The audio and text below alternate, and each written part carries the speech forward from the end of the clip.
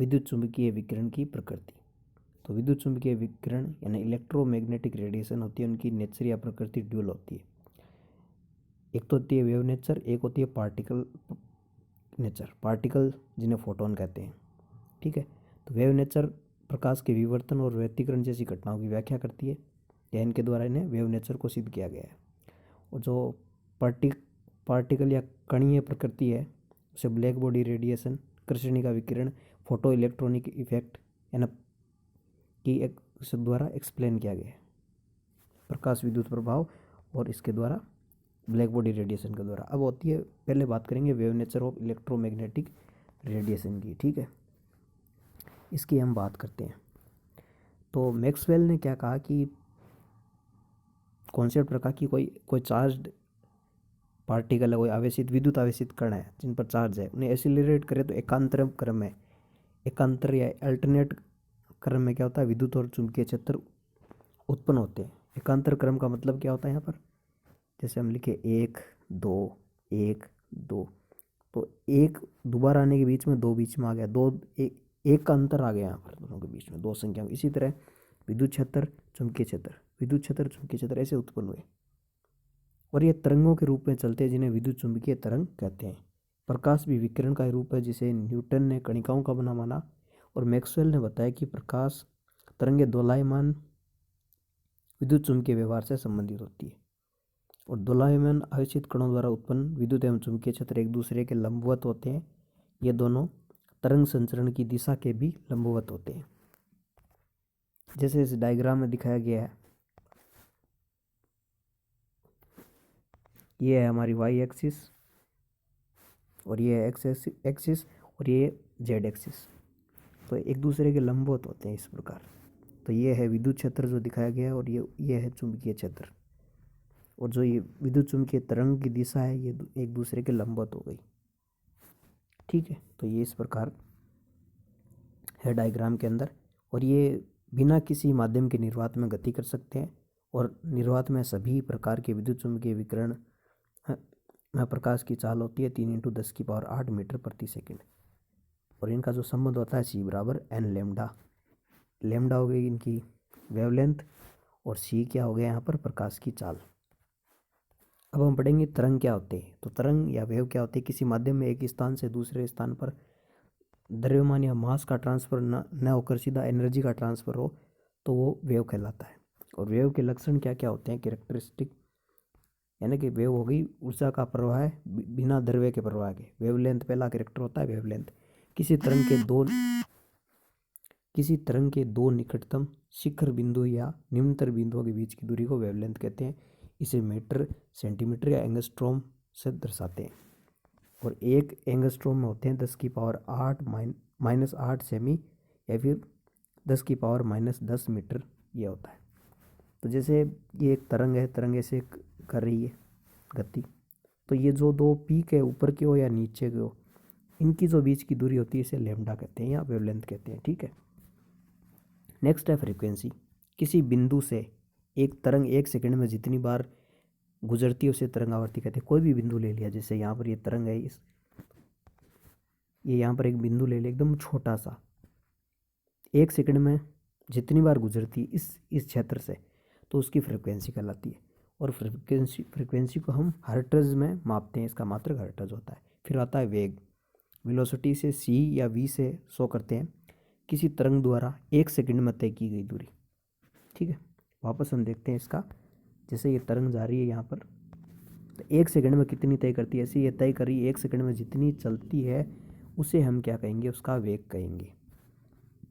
और वेग प्राप्त करने के लिए लैम्डा को न्यू से गुणा कर देंगे। आवर्ती गुणा तरंग दैर्ध्य को अगर आपस में गुणा कर दे तो हमें वेग प्राप्त हो जाता है, और v = 3 × 10⁸ मीटर पर सेकंड होता है, जो वायु में प्रकाश का वेग है। चौथा कैरेक्टर है तरंग संख्या। इकाई दूरी, एक सामान्यतः कहते हैं 1 सेमी में संचरित होने वाली तरंगों की संख्या। मान लो कोई तरंग संचरित हो रही है यहाँ पर, तो 1 सेमी छोटा सा एरिया के अंतर्गत किसी क्षेत्र से जितनी बार गुजरती है, इसमें फ्रीक्वेंसी और तरंग संख्या में कंफ्यूज नहीं होना है। निश्चित बिंदु से, कोई बिंदु से गुजर रही है 1 सेकंड में, वो तो हो गई फ्रीक्वेंसी, और कोई एरिया, छोटे से एरिया से गुजर रही है, बिंदु से नहीं, नॉर्मली 1 सेमी से, उसमें जो संचरित हो रही है उसे हम कहेंगे तरंग संख्या म्यू बार। म्यू, इसे म्यू बार द्वारा शो करते हैं।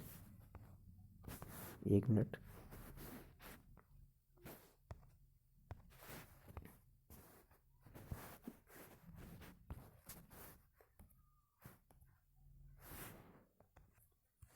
इसे म्यू बार से शो करते हैं। ये म्यू है चिन्ह, वी नहीं है, म्यू है, और 1/λ होता है। ये ना लेमडा की व्युत्क्रमानुपाती होती है। ये प्रकाश की, ये क्या करती है, व्यतिकरण, और एक होता है व्यतिकरण और दूसरा होता है विवर्तन। इन घटनाओं के द्वारा इसे सिद्ध किया गया। तो हम शॉर्ट में देख लेते हैं व्यतिकरण क्या होता है। तो फिजिक्स में एक अध्यारोपण का सिद्धांत होता है, ठीक है, उस पर आधारित होता है व्यतिकरण। इसमें क्या होता है, जब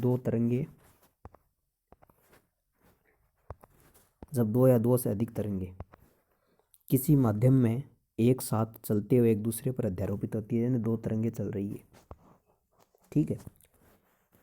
एक बार ले लेता हूँ, ये 2 तरंगे आपस में चल रही है, अध्यारोपित होती है, तो माध्यम के किन्हीं 2 बिंदुओं पर ये एक तरंग जा रही है, दूसरी तरंग, एक तरंग ये जा रही है, ठीक है। I1 जिसकी आवृत्ति है और I2 इसकी आवृत्ति है, ये चल रही है, ठीक है। और चलते हुए माध्यम के किन्हीं बिंदुओं पर प्रकाश की तीव्रता ये मिल जाती है कण पर जाकर, ठीक है। 2 तरंगे चल रही है, एक की तीव्रता I1 और दूसरी की I2, एक बिंदु पर जाकर मिलती है, जिस बिंदु पर, जैसे ये यहाँ पर मिल गई, ये इस बिंदु पर मिल गई, जहाँ पर ये मिलती है वहाँ पर जो तीव्रता होती है दोनों तरंगों का सदिश योग होती है। सदिश योग मतलब I बराबर हो गया I1 प्लस I2, तीव्रता होगी उसके सदिश होगी। दूसरी बात, इस बिंदु पर मिलने के बाद किन्हीं बिंदुओं पर इसकी तीव्रता अधिकतम हो जाएगी, तो ये ऊपर चली जाएगी कुछ तरंग का भाग, और कुछ नीचे चली जाएगी, तो कहीं अधिकतम हो जाएगी टकराने के बाद, कहीं न्यूनतम हो जाएगी। इसी घटना को हम क्या कहते हैं, व्यतिकरण कहते हैं, ठीक है।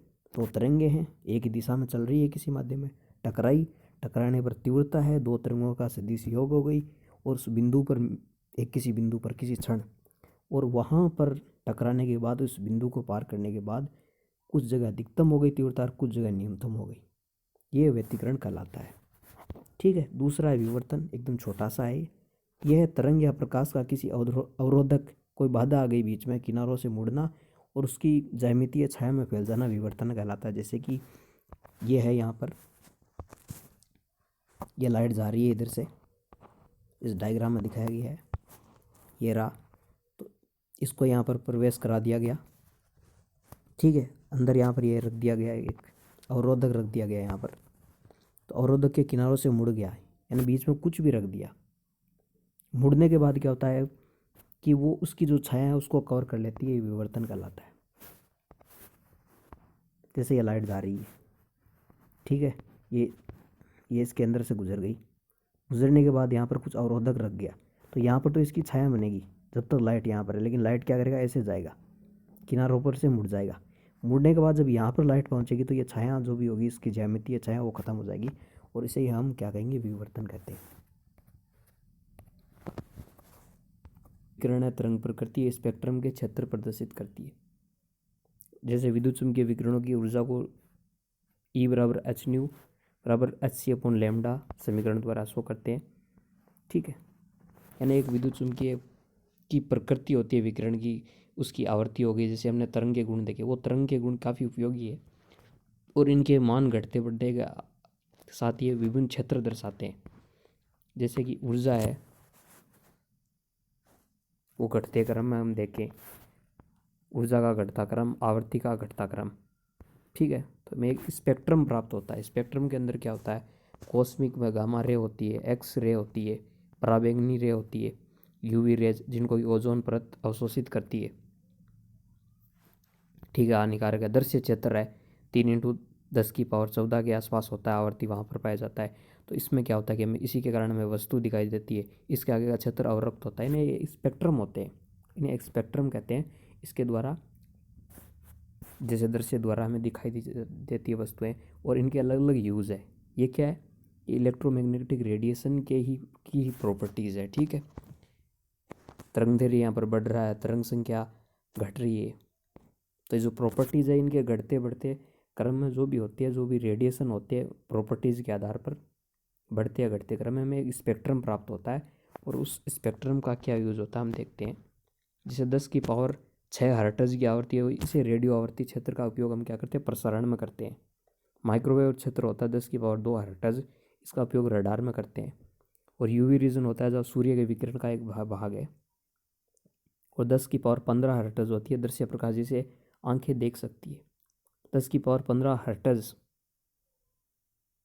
या 10⁻15 हर्ट्ज होता है, इसी के कारण हमें वस्तुएं दिखाई देती है। तो एक तरह का एक लाइट जो सूर्य से आ रही है वो एक तरह की वेव तरंग है, और ये इसके विभिन्न क्षेत्र है, इसके अलग अलग उपयोग हो गए। ठीक है, तो ये था इतना सा। अब है विद्युत चुंबकीय विकिरण की कणीय प्रकृति। जो कण होता है छोटा, उसको फोटोन कहते हैं। तो जो विवर्तन है और एक वो हो गया हमारा क्या, व्यतिकरण, वो घटनाएं थी, वो तरंग प्रकृति का समर्थन कर रही थी। लेकिन कण प्रकृति भी होती है, उसका समर्थन एक तो ब्लैक बॉडी रेडिएशन होता है, एक प्रकाश विद्युत प्रवाह होता है, ये कण प्रकृति को प्रदर्शित करते हैं। ठीक है, तो इसको समझते हैं। जैसे एक गर्म पिंड है, एक गर्म पिंड विद्युत चुंबकीय विकिरण उत्सर्जित करता है। उच्च ताप पर विकिरण दृश्य क्षेत्र में होते हैं, और ताप को बढ़ाया जाए तो विकिरण कम तरंग दैर्ध्य वाले नीले प्रकाश के हो जाते हैं। इससे बात स्पष्ट होती है कि किसी पिंड को खूब गर्म किया जाए तो पहले वह लाल होता है, और ताप बढ़ाया जाए तो वह सफ़ेद हो जाता है। विकिरणों के तरंग दैर्ध्य से किस प्रकार ताप पर प्रभावित होता है, इसे लैंगम्यूर और प्रिगमिन्स ने कुछ तापों पर उत्सर्जित ऊर्जा एवं तरंग दैर्ध्य के मानों के आधार पर वक्र खींचकर बताया। जैसे ये वक्र बताया गया है। ठीक है, ये यहाँ पर रहा, ये वक्र है। इधर एनर्जी थी और इधर ये लैम्डा तरंग दैर्ध्य है, नीचे वेवलेंथ है, इनके बीच ग्राफ खींचा गया। तो शुरू में तो ऊर्जा कम है, तो ये वेवलेंथ भी कम है, फिर धीरे धीरे ये बढ़ रही है, यहाँ पर बढ़ रही है, फिर धीरे धीरे आप कितनी वेवलेंथ बढ़ा लो फिर धीरे धीरे वापस ये कम होने लगती है, इस प्रकार। तो हम देखते हैं प्रत्येक ताप पर एक ऐसी वेवलेंथ लैम्डा मैक्स ऊर्जा का मान अधिकतम होता है। एक ताप ऐसे होता है, उस ताप पर क्या होता है कि लैम्डा मैक्स ज़्यादा होती है। जैसे पीक प्राप्त हो रहा है 1250 केल्विन, 1750 केल्विन या 2000 केल्विन पर ऊर्जा या ताप पर। ठीक है, और ताप बढ़ने पर लैम्डा मैक्स के मान में तरंग दैर्ध्य या वेवलेंथ होती है, वो खिसक जाते हैं, कम हो जाते हैं। एक ताप बढ़ाने पर वेवलेंथ पहले बढ़ती है फिर घट जाती है। ये जो प्राप्त हो रहे हैं ग्राफ हो रहा है, इसका आंसर उसका वेव नेचर है प्रकाश की, उसके पास नहीं था। इसका स्पष्टीकरण कर्षणिका विकिरण द्वारा दिया जाता है, जो हम आगे पढ़ेंगे। इसका एक्सप्लेनेशन प्लांक ने दिया। इससे पहले हम पढ़ेंगे कि ब्लैक बॉडी या कर्षणिका क्या होती है। तो कर्षणिका या ब्लैक बॉडी एक काल्पनिक पिंड है, नहीं इमेजिनरी पिंड है। ये रियल में नहीं पाया जाता, रियल में बनाया जाता है, लेकिन उतना 100% नहीं बनता प्रैक्टिकल लेबोरेटरी में। ठीक है, काल्पनिक पिंड है जो समान रूप से विकिरणों के समस्त तरंग, यानी कुछ भी हो वेवलेंथ, कुछ भी हो रेडिएशन की, उसको अवशोषित भी कर लेता है और उसको उत्सर्जित भी कर लेता है। ये होता है ब्लैक बॉडी, एक आदर्श आइडियल। एक काल्पनिक है, ठीक है, इमेजिनेशन है। एक कर्षणिका समस्त आपतित विकिरणों को अवशोषित कर लेता है। उनमें से किसी को भी परावर्तित, जितने भी आ रहे रेडिएशन सबको ले रहा है अंदर, एक को भी बाहर नहीं जाने दे रहा। ठीक है, और एक आदर्श कर्षणिका रूप में एक ऐसा पिंड होना चाहिए उसके समस्त आंतरिक भाग की तुलना में एक अनंत सूक्ष्म छेद हो। लेकिन वास्तव में प्रायोगिक कार्यों के लिए कर्षणिका के रूप में 5 सेमी व्यास तथा 20 सेमी लंबाई वाला एक खोखला सिलेंडर लिया जाता है, जिसके सिरे पर 1-2 सेमी छेद हो। आदर्श कर्षणिका क्यों नहीं है? जितने रेडिएशन या विकिरण अवशोषित कर रहा है कोई पिंड, वो सारे अवशोषित करने के बाद ऐसा पॉसिबल ही नहीं है कि उत्सर्जित ना करे, कुछ ना कुछ करेगा। ठीक है, किसी पिंड द्वारा आपतित किरणों का भाग जो अवशोषित होता है, एब्जॉर्ब होता है, उसे एब्जॉर्प्टिविटी कहते हैं, अवशोषकता कहते हैं, इसे लैम्डा कहते हैं। एक कर्षणिका चूंकि समस्त आपतित विकिरणों को अवशोषित करता है, अतः इसके लिए लैम्डा का मान 1 होता है। अतः कर्षणिका वह पृष्ठ है जिसका अवशोषणांक इकाई हो, यानी जिसका लैम्डा का मान 1 हो, अर्थात कर्षणिका उन सभी विकिरणों को अवशोषित करता है जो उस पर गिरते हैं। क्या है, यानी जो विकिरण आ रहे हैं वो अपने पृष्ठ पर अवशोषित कर लेता है ब्लैक बॉडी। और किसी पिंड की सतह के इकाई क्षेत्रफल से इकाई समय में उत्सर्जित कुल ऊर्जा को संपूर्ण उत्सर्जन क्षमता ई कहते हैं। और किरचॉफ के नियम से किसी दिए गए ताप पर समस्त पिंडों की उत्सर्जन क्षमता एवं अवशोषकता का अनुपात स्थिर होता है, अर्थात ई लेमडा बराबर E1 बटा लेमडा 1, जहाँ ई और लेमडा एक कृष्णिका के लिए उत्सर्जन क्षमता और अवशोषकता है, कितना उत्सर्जित करता है विकिरणों को, कितना अंदर लेता है, कितना बाहर निकालता है। जबकि E1 व लेमडा 1 किसी अन्य पिंड के लिए उत्सर्जन व अवशोषकता है। चूंकि एक कृष्णिका के लिए लेमडा 1 होगा जबकि अन्य के लिए लेमडा 1 से ज़्यादा होगा, अतः ई ज़्यादा होगी E1 से। अतः कृष्णिका गैस सर्वोत्तम अवशोषक के साथ साथ सर्वोत्तम उत्सर्जक भी है अन्य पिंडों की तुलना में। बॉडी में क्या हो रहा है, यहाँ पर जितनी प्रकाश की तीव्रता बढ़ा रहे हैं, कृष्णिका का उत्सर्जन प्रकाश की मात्रा और विकिरण की तीव्रता तथा उसके स्पेक्ट्रम में वितरण उसके ताप पर निर्भर करता है। उत्सर्जित विकिरण की तीव्रता होती है यहाँ पर कृष्णिका के अंदर, वो तरंगदैर्घ्य बढ़ने के साथ बढ़ती है। ठीक है, किसी एक वेवलेंथ पर ही अधिकतम होगा, उसके बाद वेवलेंथ बढ़ने पर साथ घटती है। यानी जो प्रकाश की तीव्रता है यहाँ पर, उत्सर्जन की तीव्रता है कृष्णिका पिंड के लिए, वो लेमडा के साथ बढ़ रही है फिर घट जाती है। हमने तो शुरू में ग्राफ देखा था, जैसे यहाँ पर रहा, ये रहा कि शुरू में ऊर्जा कम होती है जो हम देते हैं, लेमडा भी कम होती है, धीरे धीरे बढ़ती है, उसके बाद धीरे धीरे कम होने लगती है। ठीक है, यानी शॉर्ट में कहे तो जैसे जैसे वेवलेंथ बढ़ेगी, प्रकाश की वेवलेंथ बढ़ेगी, उसी तरह जो ब्लैक बॉडी है उसकी उत्सर्जित विकिरण की तीव्रता वो बढ़ेगी। ठीक है, और किसी एक वेवलेंथ पर ये अधिकतम होती है, जैसे ये ग्राफ में दिखाया गया है, जैसे T1 ताप पर अधिकतम है, यहाँ T1 T2 ताप पर अधिकतम है, उसके साथ ये घटने लगती है। इसके अतिरिक्त जैसे जैसे ताप बढ़ता है, वक्र का मैक्सिमा लघु तरंगदैर्घ्य की ओर स्थानांतरित हो जाता है। विकिरण की तीव्रता का पूर्वानुमान लगाने के लिए विकिरण की तीव्रता को तरंगदैर्घ्य के फलन के रूप में प्रस्तुत करने का अनेक प्रयास हुए। यानी ये पहले तो तरंगदैर्घ्य बढ़ने के साथ उत्सर्जन क्षमता बढ़ रही है, लेकिन बाद में कम हो रही है। ऐसा क्यों हुआ, इसका क्या स्पष्टीकरण हो सकता है? इसका स्पष्टीकरण दिया प्रकाश के तरंग सिद्धांत के आधार पर उपरोक्त परिणामों की, यानी ऐसा क्यों हो रहा है, लैम्डा बढ़ने के साथ बढ़ रहा है फिर घट रहा है। इसके लिए मैक्स प्लांक ने मान्यता के आधार पर संतोषजनक परिणाम प्राप्त किए कि विकिरण का अवशोषण और उत्सर्जन कृष्णिका की दीवारों के परमाणु से होता है, दोलित्रों से उत्पन्न होता है। यह लगातार विद्युत चुंबकीय विकिरणों के दोलित्रों के साथ ऊर्जा का आदान प्रदान करते हैं, और प्लांक ने माना कि विकिरणों को ऊर्जा के विविध भागों में बांटा जा सकता है। मैक्स प्लैंक ने मान्यता दी कि परमाणु और अणु केवल विविक्त मात्राओं में ऊर्जा का उत्सर्जित या अवशोषित करते हैं, न कि अनवर्त रूप में। ये उन्होंने कहा, यानी ऊर्जा का अवशोषण छोटे छोटे बंडलों के रूप में होता है, न कि लगातार होता है। ठीक है, ये बात कही मैक्स प्लांक ने। और विद्युत चुंबकीय विकिरण के रूप में ऊर्जा की जिस न्यूनतम मात्रा का उत्सर्जन होता है उसे प्लांक द्वारा क्वांटम नाम दिया गया। और एक क्वांटम एक समीकरण भी है, एनर्जी E बराबर h/ν, और विकिरण के एक क्वांटम की ऊर्जा उसकी आवृत्ति के समानुपाती होती है। जैसे ये समीकरण दे रखा है यहाँ पर, प्लांक ने इसका समीकरण दिया E बराबर h/ν। h का मान है वो निकाला गया और वो आया 6.626 इंटू 10⁻³ जूल पर सेकेंड है, जिसे प्लांक स्थिरांक कहते हैं। और क्वांटीकरण की तुलना सीढ़ियों पर खड़े होने से की गई। कोई भी व्यक्ति सीढ़ियों के किसी भी पायदान पर खड़ा हो सकता है, परंतु उसके लिए सीढ़ी के दो पायदानों के बीच में खड़ा होना संभव नहीं है। ऊर्जा का यह मान निम्नलिखित समुच्चय में कोई भी हो सकता है, परंतु इनके बीच में नहीं हो सकता। यानी E का मान क्या हो सकता है, 0 हो सकता है, h नहीं हो सकता है। जैसे हम क्वांटम संख्या में देखते हैं n का मान 1 2 3 4 होता है, ये पूर्ण संख्या हो सकता है। ऐसा नहीं है कि 0/2 हो या 1/2 आधा हो, 1/2 1/2 हो, ऐसे नहीं हो सकता। ये h/ν 2h/ν 3h/ν ऐसे n/ν तक ये जो क्वांटा का मान होता है, वो क्वांटा का मान बढ़ता जाता है।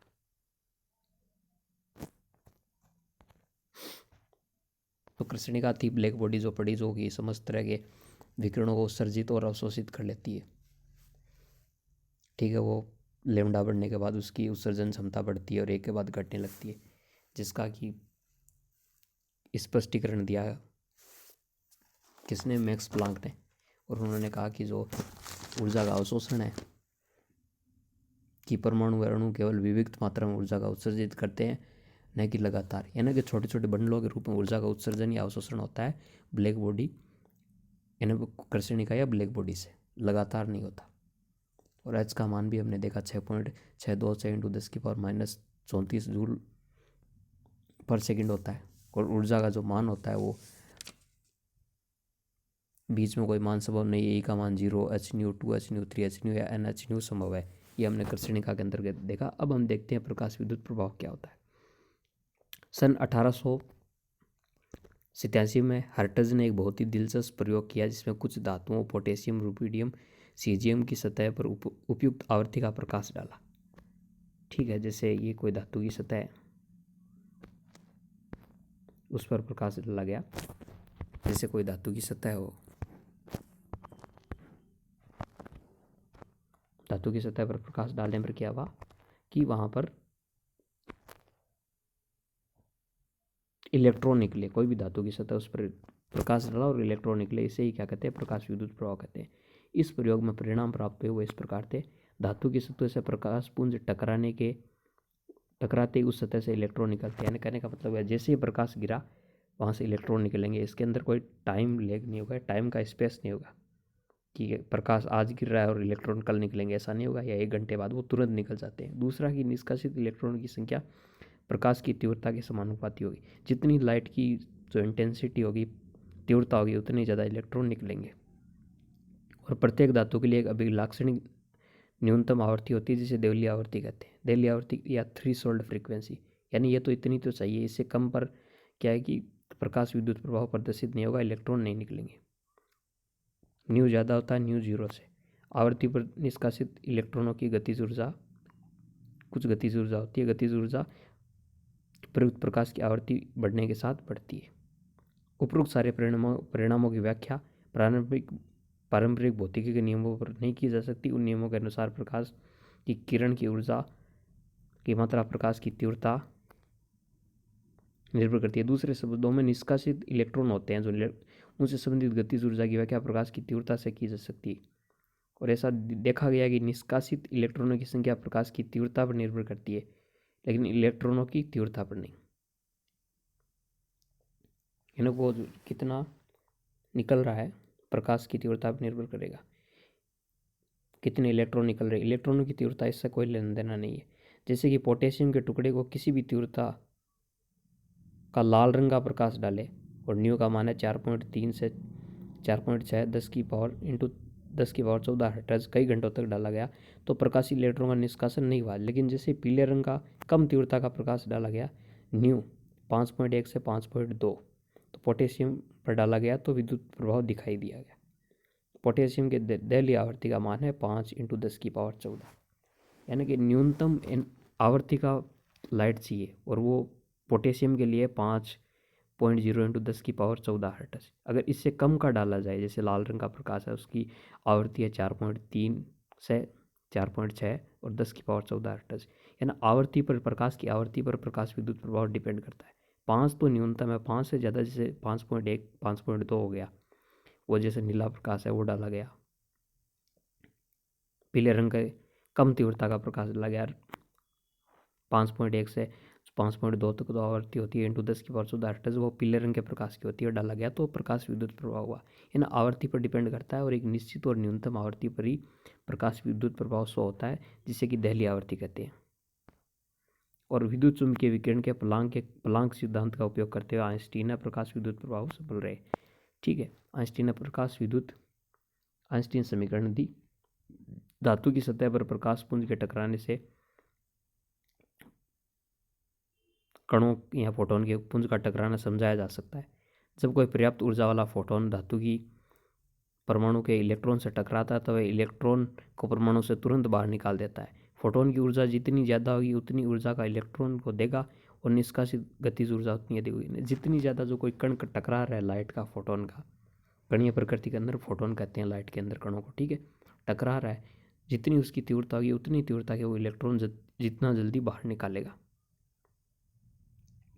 गतिज ऊर्जा इलेक्ट्रॉन की ज़्यादा होगी उतना ही जल्दी निकलेगा, जितनी की लाइट की या फोटोन की होगी। या दूसरे शब्दों में गए, निष्कासित इलेक्ट्रॉन की गतिज ऊर्जा विद्युत चुम्बकीय विकिरण की आवृत्ति के समानुपाती होगी। जितने इलेक्ट्रॉन की गतिज ऊर्जा वो विद्युत चुंबकीय विकिरण की आवृत्ति है, पहली आवृत्ति जिसे कहते हैं। चूंकि टकराने वाले फोटोन की ऊर्जा एच न्यू है और इलेक्ट्रॉन को निष्कासित करने के लिए आवश्यक न्यूनतम ऊर्जा है एच न्यू जीरो, जिसे कार्यफलन डब्ल्यू जीरो भी कहते हैं, और ऊर्जा में अंतर H new minus H mu zero. Photo electron की गतिज ऊर्जा में ट्रांसफर हो जाती है। ऊर्जा के संरक्षण के नियम का अनुसरण करते हुए निष्कासित इलेक्ट्रॉन की गतिज ऊर्जा इस प्रकार दी जा सकती है, एच न्यू बराबर H mu zero plus 1/2 mv square. ऊर्जा है एच न्यू जीरो, क्या यहाँ पर क्या है समीकरण के अंदर, इसे आइंस्टीन समीकरण कहते हैं। एच न्यू तो है इसके अंदर ऊर्जा कोल, और एच न्यू जीरो है आपतित प्रकाश या फोटोन की ऊर्जा, 1/2 mv स्क्वायर है इसके अंदर, वो है क्या उत्सर्जित इलेक्ट्रॉन की ऊर्जा है। कुल ऊर्जा होगी वो कितनी, तो आ रही प्रकाश आ रहा है फोटोन की ऊर्जा होगी, कितना निकल रहा है ये, इससे उसकी कुल ऊर्जा हो गई। ठीक है। और अब है विद्युत चुम्बकीय विकिरण का द्वैत प्रभाव। हमने शुरू में देखा था कि प्रकाश कुछ जैसे व्यतिकरण विवर्तन हो गए, उनकी व्याख्या तरंग प्रकृति के आधार पर की जा सकती है। वो सिद्ध करते हैं कि तरंग प्रकृति होती है लाइट की। ठीक है। जबकि दूसरे हो गए कर्षणिका हो गए, प्रकाश विद्युत प्रभाव हो गया, ये कहते हैं कि नहीं भाई कणीय प्रकृति होती है, पार्टिकल नेचर होती है लाइट की। तो लास्ट में दोनों मान लिया गया कि जो चुंबकीय विकिरण है या लाइट है, विद्युत चुंबकीय विकिरण या लाइट, इसकी जो नेचर है वो द्वैत होती है, ड्यूल होती है, दोनों को ही मान्य कर दिया गया। ठीक है। अब एक क्वेश्चन लेते हैं, जैसे कि 5 × 10⁻14 हर्ट्ज आवृत्ति वाले विकिरण के 1 मोल फोटोन की ऊर्जा निकालिए। एक मोल फोटोन की निकालनी है तो हमें क्या करना पड़ेगा यहाँ पर, E बराबर एच न्यू, एच का मान होता है 6.6, प्लांक कॉन्स्टेंट होता है, × 10⁻34 जूल पर सेकेंड, और न्यू दिया गया है यहाँ पर 5 × 10⁻14। इस तरह निकाल लेंगे हम, जो यानी कि एच न्यू है, एच और न्यू को आपस में गुणा कर देंगे, न्यू दिया रखा है तो ई आ जाएगा हमारे पास 3.3 × 10⁻−19 जूल। लेकिन हमें क्या कहा गया है 1 मोल के लिए, और 1 मोल में हमें पता है कितने अणु होते हैं, 6.022 × 10⁻23 पर मोल। इसे गुणा कर देंगे तो 199.51 किलो जूल पर मोल आंसर आ जाएगा। अब दूसरा क्वेश्चन है, 100 वाट के एक बल्ब 400 नैनोमीटर वाली तरंगदैर्घ्य का एक वर्णी प्रकाश उत्सर्जित करता है। बल्ब द्वारा प्रति सेकंड उत्सर्जित फोटोनों की संख्या की गणना करें। तो यहाँ बल्ब की विद्युत शक्ति है 100 वाट यानी 100 जूल पर सेकंड। एक फोटोन की ऊर्जा कितनी होगी, E बराबर एच न्यू या एच सी अपॉन लेमडा, सी का मान होता है प्रकाश का वेग 3 × 10⁸ वो रख देंगे। एच का मान दे रखा है 6.6 × 10⁻34, और नैनोमीटर में चेंज कर लेंगे इसको 400 नैनोमीटर को, तो इससे 400 × 10⁹ मीटर हो जाएगा। तो इसको हल करेंगे तो आ जाएगा 4.969 × 10⁻−19 जूल। और उत्सर्जित फोटोन की निकालनी है तो 100, जैसे दिखाया गया यहाँ पर 100 वाट का बल्ब था। ठीक है। तो 100 के अंदर हम भाग लगा देंगे किसका, 4.969 × 10⁻−19 का, तो 2.012 × 10⁻20 पर सेकेंड हमारे पास आंसर आ जाएगा। ठीक है। ये हो गई उत्सर्जित फोटोन की संख्या। नेक्स्ट क्वेश्चन, 300 नैनोमीटर तरंगदैर्घ्य का विकिरण सोडियम धातु की सतह से टकराता है तो 1.68 × 10⁵ जूल पर मोल गतिज ऊर्जा वाले इलेक्ट्रॉन उत्सर्जित होते हैं। सोडियम के इलेक्ट्रॉन के निष्कासन के लिए कम से कम कितनी ऊर्जा जरूरी होगी, और किसी प्रकाशीय इलेक्ट्रॉन के उत्सर्जन के लिए अधिकतम तरंगदैर्घ्य क्या होगी। तो 300 नैनोमीटर फोटोन की ऊर्जा इस प्रकार दी जा सकती है, एच 80/λ हो जाएगा। ठीक है। 300 एनर्जी निकालनी है तो एच का मान 6.6 × 10⁻−34, 3 × 10⁸ ये प्रकाश का वेग, 300 यहाँ पर जो लेमडा दी गई वो रख देंगे तो 6.6 × 10⁻−19 जूल हमारे पास एनर्जी आ गई। और 1 मोल की निकालनी हो तो इसे 1 मोल से गुणा कर देंगे 6.022 × 10⁻23 से, तो हमारे पास आ जाएगा 3.99 × 10⁵ इसके बाद क्या होगा कि सोडियम से 1 मोल इलेक्ट्रॉन निष्कासन के लिए कितना चाहिए, जो क्वेश्चन में दे रखा है 1.68, उसमें से 3.9 घटा देंगे तो हमारे पास आ जाएगा 2.31 × 10⁵ और 1 इलेक्ट्रॉन के लिए आवश्यक न्यूनतम ऊर्जा निकालने के लिए 2.31 इंटू 10⁵ में भाग दे देंगे 6.022 इंटू 10⁻23 इलेक्ट्रॉन। 1 मोल में इतने इलेक्ट्रॉन होते हैं इसलिए। ठीक है, तो हमारे पास आ जाएगा 3.84 इंटू 10⁻19 जूल। और इसकी संगत तरंग दैर्ध्य इस प्रकार होगी Hc/E। लैम्डा निकालना हमें, तो 6.626 इंटू 10⁻34 ये सारे वैल्यू रख देंगे, तो 517 नैनोमीटर हो जाएगा आंसर। और ये हरे प्रकाश से संबंधित है।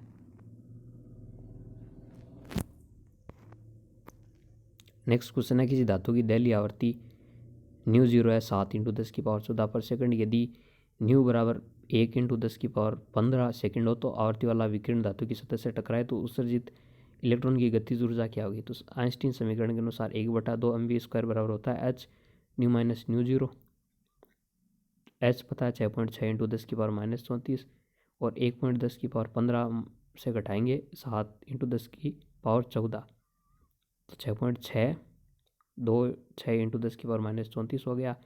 और इधर इससे घटा लेंगे तो यह आ जाएगा 3 इंटू 10⁻14, एक गुणा कर लेंगे तो हमारे पास लास्ट में वैल्यू आ जाएगी 1.988 इंटू 10⁻19 जूल। तो ये था इलेक्ट्रोमैग्नेटिक रेडिएशन की नेचर थी, जो 2 प्रकार की होती है, वेव और पार्टिकल नेचर। दोनों को मैंने समझाने का प्रयास किया है, लास्ट में कुछ एग्जाम्पल भी लिए हैं।